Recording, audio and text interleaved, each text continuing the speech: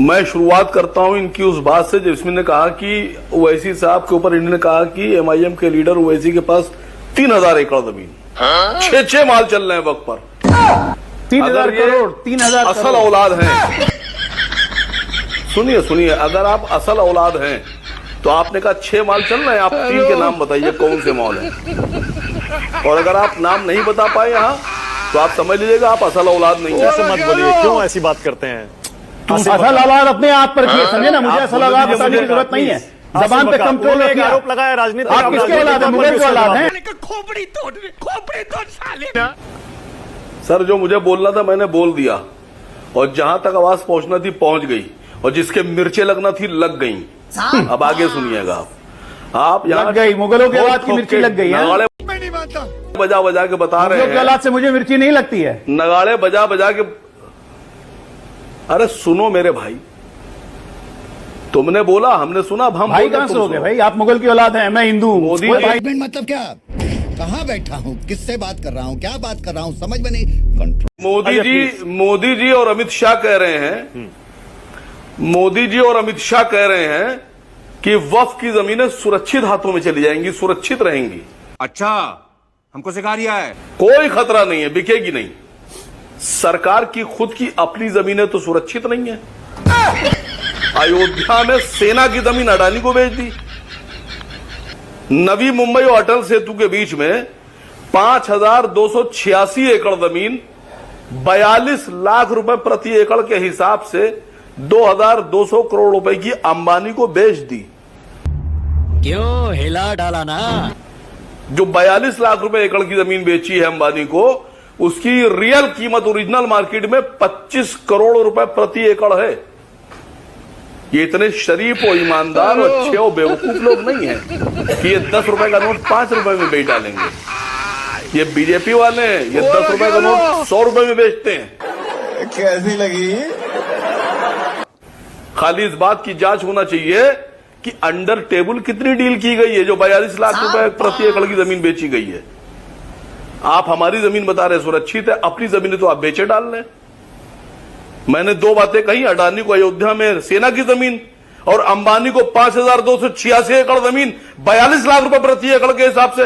अगर किसी में हिम्मत है तो मेरी इस बात को इनकार करके दिखा दे। सबको चैलेंज है, पूरे पैनल को, इंक्लूडिंग मानक गुप्ता। क्या बात है सर, क्या बात है सर। अपनी जमीनें तो आप बेचे डाल रहे हैं, लेकिन अस्पताल आप बता रहे हैं 12,000 करोड़ रुपए का फायदा। सुनिए सर, 12,000 करोड़ रुपए का वक्फ का फायदा।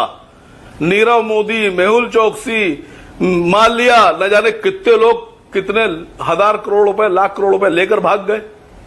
किसी एक को लाइए, लेके आ रहे मैं जितना पैसा वापस आए 12,000 कहाँ से आते हैं? 12,000 करोड़ हमको दे दीजिए, मुसलमानों को, बाकी आप रख लीजिए। आगे स्वाद। ना रख रहे हैं आप? मेहुल चौकसी को वापस ला रहे हैं आपके लिए, चिंता क्यों कर रहे हैं? पता नहीं है, अब देख नहीं मैंने ये कहा है कि अगर ये असल से है, अरे फिर वही बात। बीजेपी प्रवक्ता, तो 3 मॉल के नाम बताएं, 3 मॉल के नाम बताएं जिस पर इन्हें इल्जाम लगाया है कि वक्फ की जमीन पर वैसी आपका चैलेंज हो गया। एक सेकेंड, चुपचाप अपना बोरिया बिस्तर समेटे और यहाँ से निकल जाए। आसिम वकार, जैसे मैंने कहा, राजनीतिक आरोप है। मैं आपसे दरखास्त कर रहा हूं, राजनीतिक जवाब दे सकते हैं, जो जवाब देना है दीजिए, मर्यादा में रह के दीजिए। एक दूसरा, आपने जो जवाब देना था दे दिया, जो कहना था। रुकिए ना आप एक सेकंड, रुकिए तो सही। अब अजय आलोक ने जो कहा, कौन है? आरोप लगा रहे हो, राजनीतिक आरोप कहां से आते हैं? नहीं, अब राजनीतिक आरोप हो गया है। सुनिए बात सुनिए। अब आप यहाँ बैठकर इनकार कीजिए या हाँ में हाँ मिलाइए कि हाँ वो ऐसी साहब के 6 मॉल हैं वक्फ की जमीन पर, और या फिर आप ये कहिए कि झूठे हैं। मानक गुप्ता जी, आपके चैनल पर आपकी डिबेट पे। अरे आसिम भाई, एक सेकंड बोलिए, क्या आप एक पसंद मिनट करेंगे? अजय आलोक का आरोप आप जवाब देंगे, मैं यहाँ जवाब देने नहीं बैठा हूं।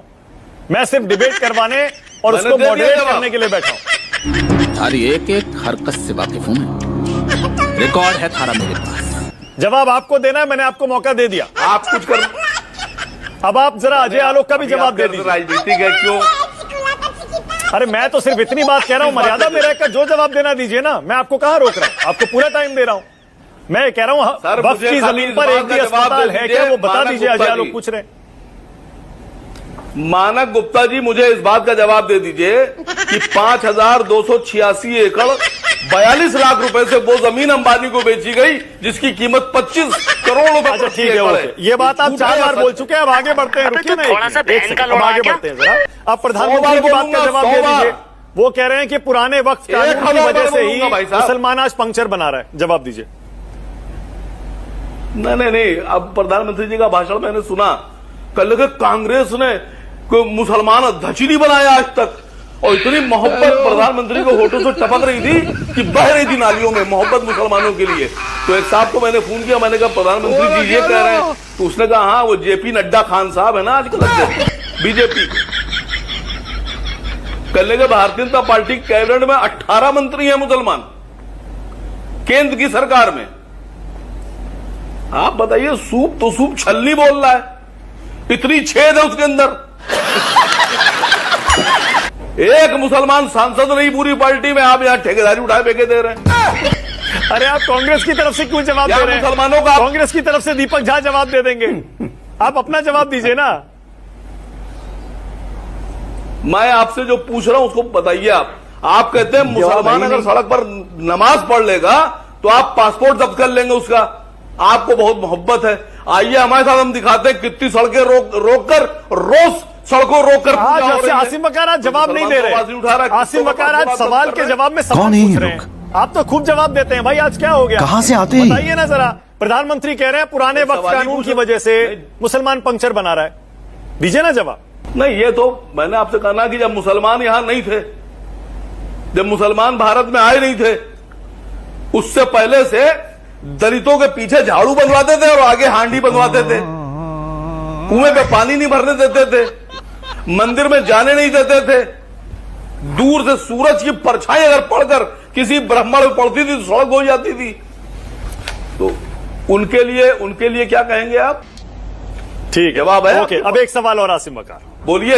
एक सवाल और। ओके, अब एक सवाल और। अब फिर ये भी बता दीजिए, बंगाल में दंगे कौन है करवा ये रहा लोग? बीजेपी करवा रही है, ममता कहां बनर्जी से करवा आते रही हैं?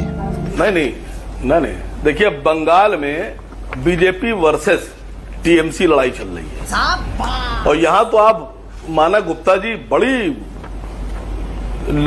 भाषण आप देते हैं टीवी पर बैठकर, मुसलमान ने ये कर दिया, इसका घर गिरा दो, उस पर बुलडोजर चला दो, उसको जेल भेज दो, उसका पासपोर्ट जब्त कर लो, है उसकी गाड़ी तोड़ दो। और यहां करनी सेना ने जो आगरा में किया, बुलडोजर लेके चली गई करनी सेना। आप फिर जवाब नहीं दे रहे। आज आसिम बकार क्या हो गया आपको? आज सारे में जो सीधी बॉल फेंक रहा हूं मैं, तो बाउंसर भी नहीं डाल रहा हूं मैं, सारी छोड़े जा रहे हैं। खेल क्यों नहीं रहे आज? अरे आपको बॉल सर आपको बॉल ही नहीं फेंकना आती। बात कर रहे हैं सीधी बॉल फेंकना, उसको भी छोड़ रहे हैं। बाल गया बॉल फेंकना।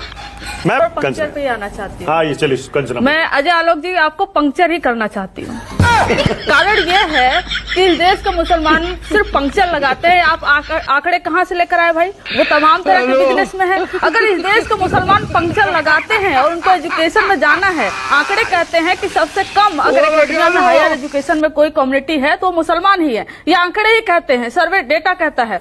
और इसीलिए तो सच्चर कमेटी के रिकमेंडेशन के आधार पर मौलाना आजाद नेशनल फेलोशिप आया था। सर जी, किसने खत्म किया? आपने खत्म किया, क्योंकि आप चाहते थे कि देश का मुसलमान सिर्फ और सिर्फ पंक्चर लगाए। ये आपकी नियत है। आप ही बताइए, आप ही उनके साथ दुर्व्यवहार भी करेंगे, उनकी इकोनॉमी भी छीनेंगे।